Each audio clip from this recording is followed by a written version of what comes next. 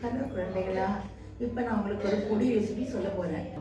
இந்த பொடி பண்ணினா இதை நம்ம சாம்பாருக்கு போடலாம், அப்புறம் கொண்டக்கடலை சுண்டல் பண்ணால் போடலாம், வாழைக்காய் கறிக்கு போடலாம்.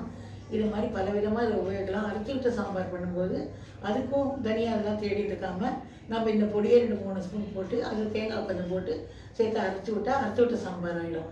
இப்போ நான் இதை எப்படி பண்ணுறதுன்னு சொல்கிறேன், வாங்க பார்க்கலாம். இதுக்கு தேவையான பொருட்கள்: தனியா 1 கப்பு, ஒரு 25 மிளகாய் வத்தல், ஒரு அரை கப்புக்கு கடலைப்பருப்பு, ஒரு 2 கொத்து கருவேப்பிலை, 1 ஸ்பூன் மஞ்சப்பொடி, அரை ஸ்பூன் பெருங்காயம், 1 ஸ்பூன் வெந்தயம். இதுதான் இதுக்கு தேவை.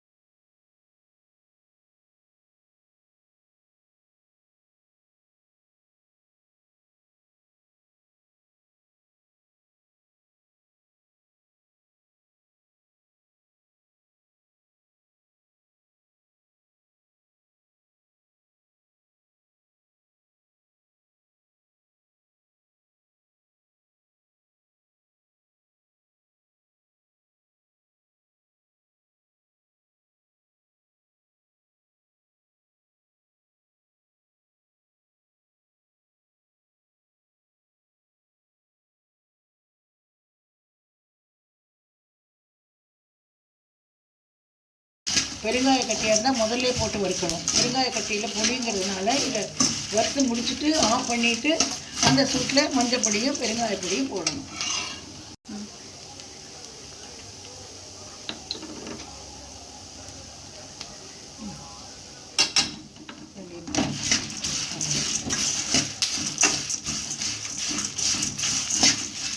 வாசனை வரையா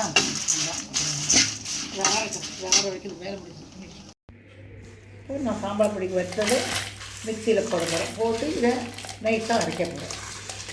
பொடி பண்ணிடலாமா?